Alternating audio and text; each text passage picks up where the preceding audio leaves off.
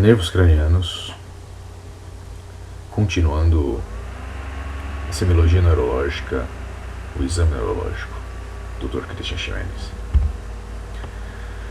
Os nervos cranianos, eles são 12 nervos cranianos, a nomenclatura melhor do que pares cranianos.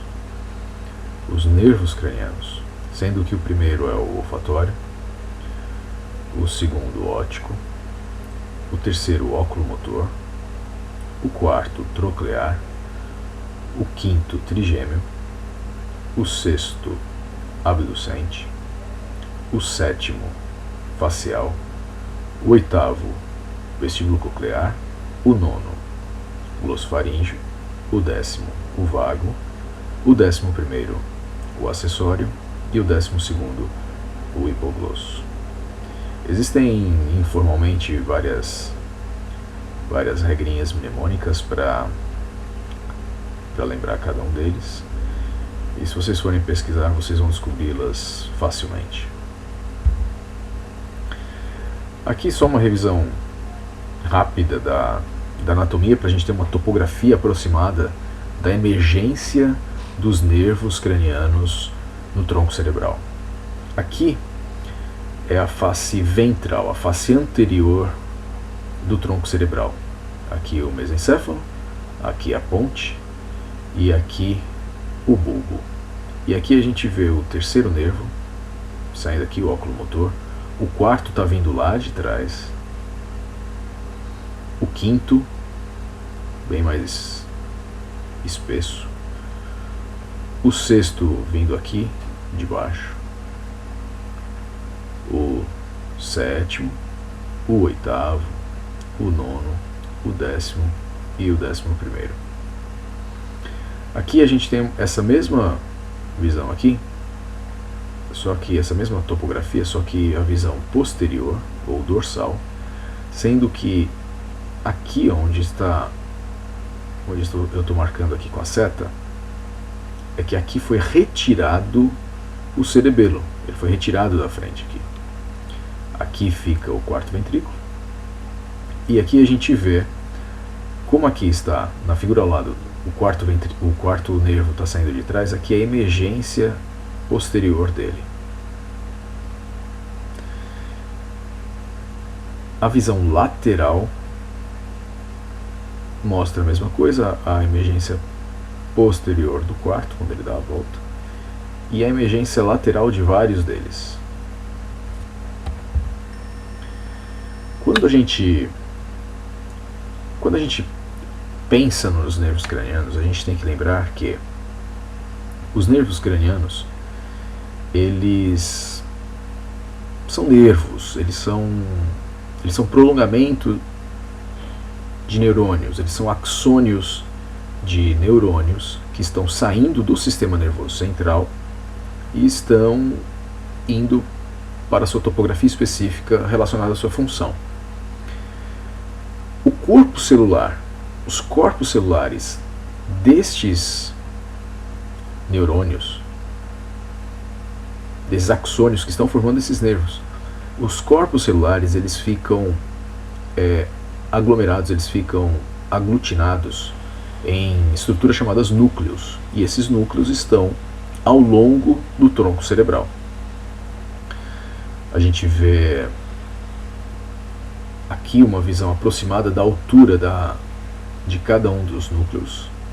Por exemplo, o terceiro e o quarto aqui na altura do mesencéfalo, quinto, sexto, sétimo, aqui ponte, aqui a gente vê os núcleos seguintes.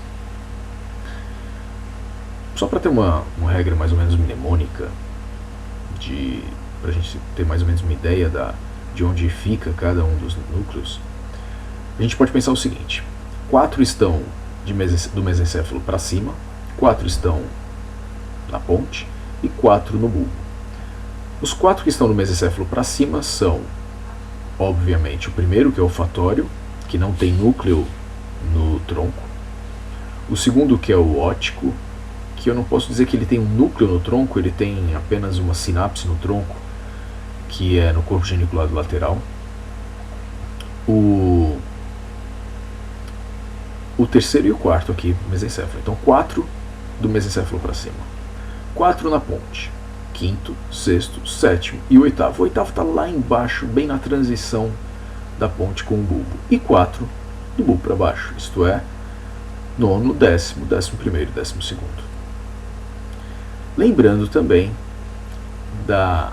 que o fato desses corpos celulares estarem no tronco, um outro fator muito importante que a gente não pode esquecer é que os núcleos eles já estão do mesmo lado da emergência do nervo. Sendo assim, as vias cruzam na altura do núcleo. Por exemplo, aqui uma via motora. Aqui, inclusive, essa figura ela mostra as vias motoras. Tá? As sensitivas não estão incluídas aqui. Então vamos lá, uma via motora que está descendo aqui, que está descendo inclusive pelo córtico nuclear, como a gente chama, que é esse feixe que vai fazer sinapse com os núcleos motores no tronco. Ela vem descendo pelo córtico nuclear. Quando ela chega na altura do sétimo, por exemplo, que é um nervo motor bem conhecido, que é o facial, quando ela chega na altura do sétimo, ela cruza e vai encontrar o segundo neurônio motor. O primeiro neurônio motor está aqui, o corpo celular está aqui no córtex motor, e o segundo neurônio motor ela vai encontrar já cruzado, já do outro lado. Então, o primeiro neurônio motor, por exemplo, aqui do lado direito, certo? Lembrando que isso daqui é a face anterior, então aqui é o lado direito. Então, o primeiro neurônio motor aqui no lado direito, deixa eu só encontrar vamos dizer que ele está aqui, vai, facial. Ele saiu daqui, foi, passou córtico nuclear do lado direito, Quando chega na altura do sétimo, que ele tem que cruzar, ele cruza, e aí ele vai fazer sinapse com o segundo neurônio motor aqui no núcleo do sétimo. Então esse conceito a gente tem que estar sempre com ele em mente. As aferências da mesma forma. Quando chega a aferência do terceiro, que ele vai entrar aqui, ele vai encontrar, terceiro não, do quinto, que ele vai entrar aqui no tronco, ele vai encontrar o núcleo aqui, faz sinapse com um outro neurônio aqui no núcleo do quinto, que é o trigêmeo, e aí daí vai ter o cruzamento e vai para o outro lado. Pronto. Aqui é mais uma figura para mostrar aproximadamente a altura, o nível dos núcleos, certo? Aqui em vermelho, do lado direito, estão os núcleos motores, digamos assim, os eferentes, e aqui à esquerda, os aferentes.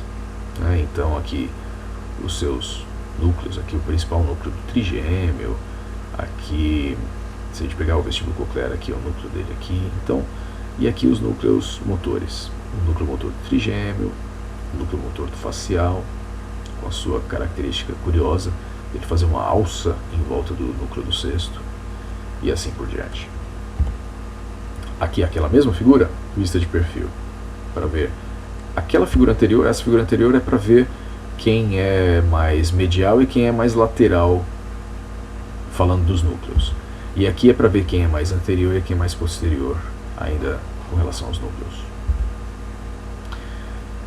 Essa tabelinha é para mostrar apenas que os nervos eles têm componentes diferentes, eles têm funções diferentes. Um exemplo que eu vou dar aqui vai ser o oculomotor.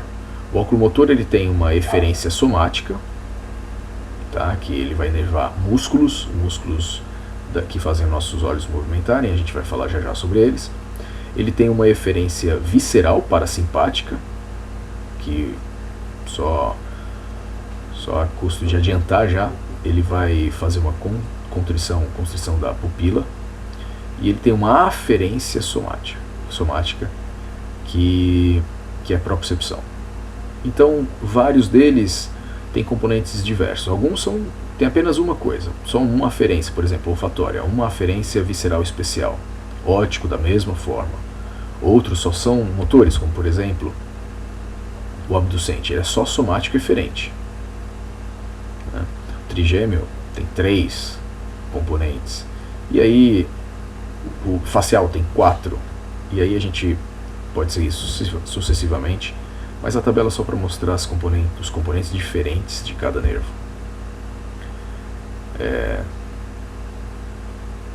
Aqui então a introdução para os nervos cranianos, e que a gente vai dar continuidade daqui a pouco